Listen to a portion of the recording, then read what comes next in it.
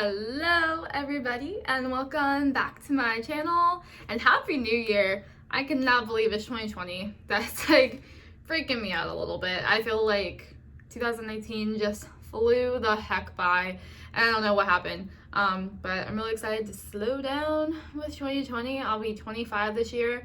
Don't know why that age freaks me out, but it does.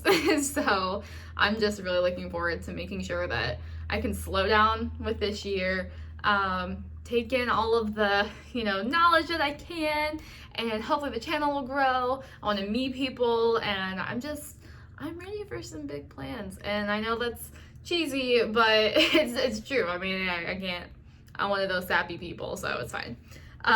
Today I'm going to be doing a video that I've been wanting to do for a long time, before really thinking about doing a channel. I wanted to discuss, talking about, a publication and really breaking down the terminology that the witnesses use in ways that show the manipulation that they create while writing their articles. And so I thought that this week's and then a couple weeks ago, there was a Watchtower study article that they went over, that there were 2 points in them that just really blew my mind and was perfect timing for them to come out with. And so I'm really excited to show you what I found. So I'm just gonna jump right in, and I'm sorry ahead of time. I've got M&M's here. I've been feeling snacky. I'm gonna apologize ahead of time if the camera shakes because I am using my computer here. I'm at my little gaming station, so you're sitting on my PlayStation right now.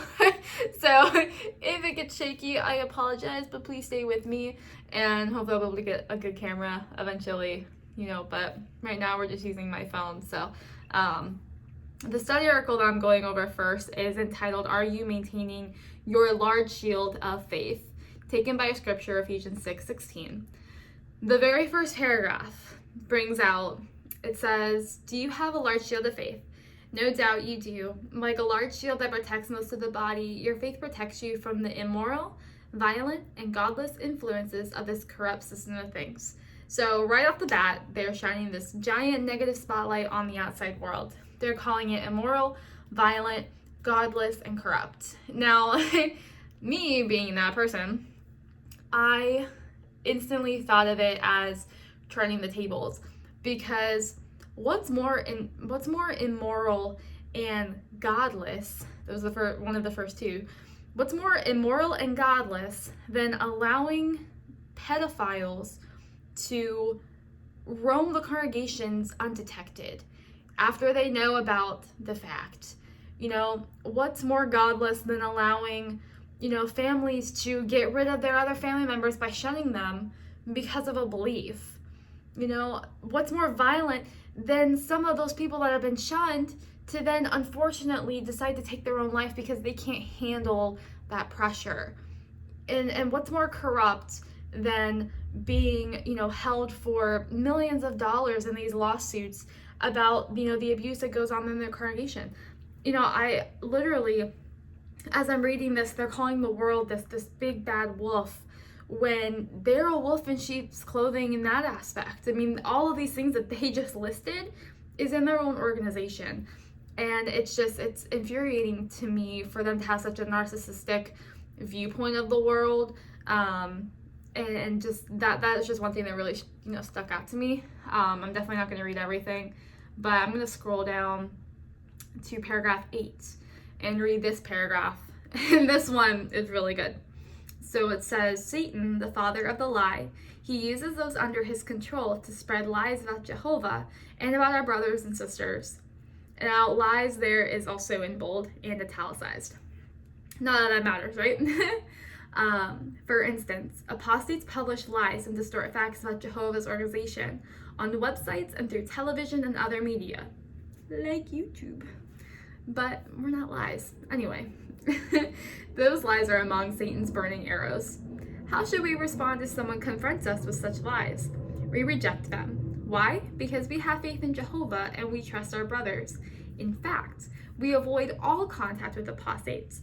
We do not allow anyone or anything, including curiosity, to draw us into arguing with them. Now, there's a little asterisk that says to see paragraph 8 for the picture. So I'm going to insert the picture here.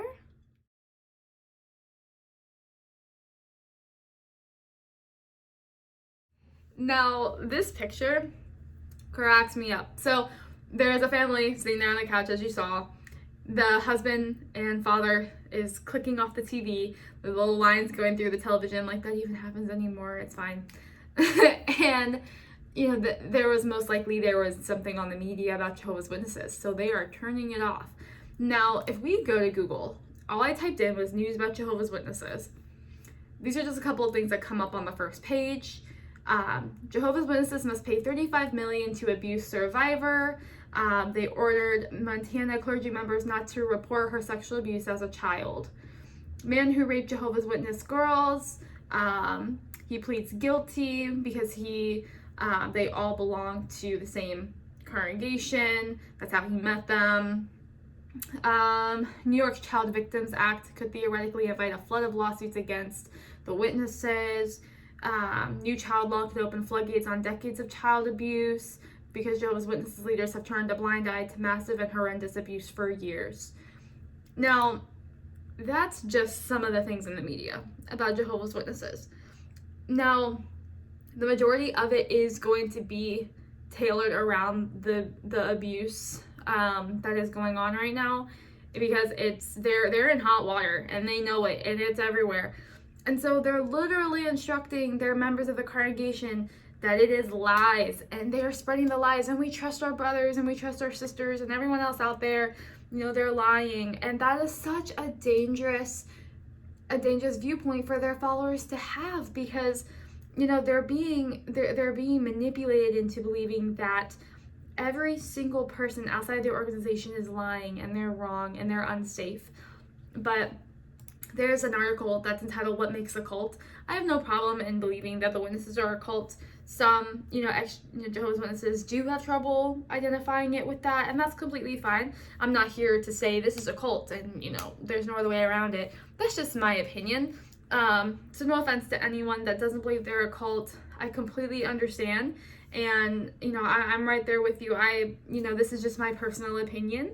But these are 10 warning signs of, regardless, a potentially unsafe group and its leaders. So the first one is absolute authoritarianism without meaningful accountability. That word's really big. I knew the root word of it was authority, but I didn't really know exactly what it meant, so I Googled it, and it brings out the enforcement of advocacy or strict obedience to authority at the expense of personal freedom. So at the expense of personal freedom, you're meant to obey the leader, which we see that in the witnesses, hands down. There's no tolerance for questions or critical inquiry, no meaningful financial disclosure, such as independently audited financial statements, unreasonable fear about the outside world. There's no legitimate reason to leave. Former followers are always wrong in leaving. Former members often relate to the same stories of abuse. There are records, news articles, or broadcast reports about the abuse from the leaders. Followers feel that they can never be good enough. The group leader is always right, and the group leader is the exclusive means of knowing the truth or receiving validation. No other process of discovery is really acceptable or credible.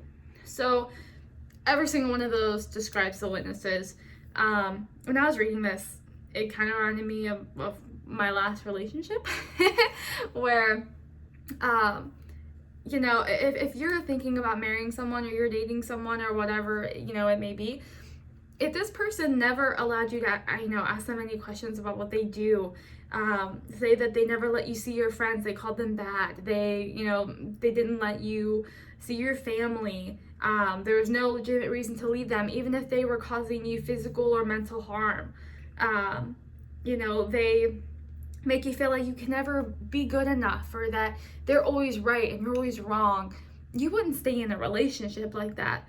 So why would you stay in, in a relationship with a God that's like that? Because, the leaders, the governing body, are supposedly the ones in command from Jesus, from Jehovah. So they get all that information. They're inspired by God. So, they put themselves on such a high pedestal to the point where if they wrote in the next Watchtower article that God's going to expect us to, sacrifice our firstborn child, I hate to say that, but I truly believe that the members of the congregation would find a way to make that happen. And that's the amount of power that they have in manipulation. And, it's so crazy to me that how much they're trying to keep their followers at an arm's length because they don't want them seeing any of this information. They don't want them to come to a true understanding of what's really going on, because that's what their whole system relies on. It is this blind faith, and it's very disturbing to me. So as I was reading this article, instead of the word shield, I was thinking of blinders, because, make sure that your shield is intact. And I'm hearing, make sure that the blinders that we have are intact, so that none of the information from the outside world can get in. And that is something that, I think is just so manipulative, and it's just so interesting. And the fact that they're saying that, they're just feeding lies. And, in fact, I'm going to go to this other article just to support that issue, what they're saying about everything else being lies. So in this same Watchtower, the very first study article was called Build Strong Friendships Before the End Comes. Paragraph 19 of this, it says here, this is interesting. So, we must be determined to build and maintain strong relationships with our brothers and sisters now. Why? Because our enemies will try to divide us by means of lies and misinformation. They will try to turn us against one another, but their efforts will be wasted. They'll be unable to break our bonds of love. Nothing they do can disrupt the friendships that we have formed. In fact, those friendships will not last only through the end of the system, but for eternity. That's so interesting to me, because they're saying that we need to make sure that we stick with each other, we build our friendships, we stay close to one another, because everyone else on the outside world is going to try and turn us on each other and only feed us lies and misinformation about us. But the proof is in the pudding. They can't run from this anymore, and they know it. They know that they're in hot water. And, they know that right now they're in the media for all that they've done. And I think they know that they really can't stop it from being spread throughout the media. And, I feel like these articles are designed to make sure they stay away from it, and it's lies. And I don't know, I honestly, personally, I would have so much more respect for them if they came out with an article that says, hey, we know what's happened. We know what's going on in the media. We know and we are going to make it right. To me, I would have so much more respect for them if that's what they did. But they will never do that. They will never do that, because they're always in the right. There's always a reason, or there's always something. And they'll never just come out and flat out say that they were wrong. Such a narcissistic organization in my mind. And I don't know, I thought that was such an interesting article. It's such good timing for it to come out with all of these, all of these people coming forward, and these victims that are brave enough now and strong enough now to really make sure their story is heard and known. And I'm just here to, just kind of share a little bit of a laugh when it comes to how hard they are trying to make sure that their followers do not see this. Because I know it would cause their demise. I mean, we're in the age of information. We're in the age of technology and learning, and we literally, have seen this whole thing come about, and, some of us are affected by it personally. And it was the first thing that made me really realize I didn't want to be a part of this organization anymore. And so just see their efforts so hard, to try and get this to be covered up is just, it's mind-boggling to me and mind-blowing. But that's really all I have for today. I love doing these videos, going through their articles, because it just helps just reiterate in my mind why I did what I did. And even though I lost my family, I have a clean conscience, and I know I'm doing the right thing. And so for anyone out there who, they're afraid of losing their family and their friends, their community, again, I totally get it, and I totally understand. you know, you have support out here. I've gotten so many good emails and comments, and I honestly didn't really even expect it. I just wanted to be available to you, and I want to thank you guys for emailing me and talking to me, and I definitely am getting back to whoever I can, and you know, I really want to make sure that I'm building a community here. So thank you for watching my videos.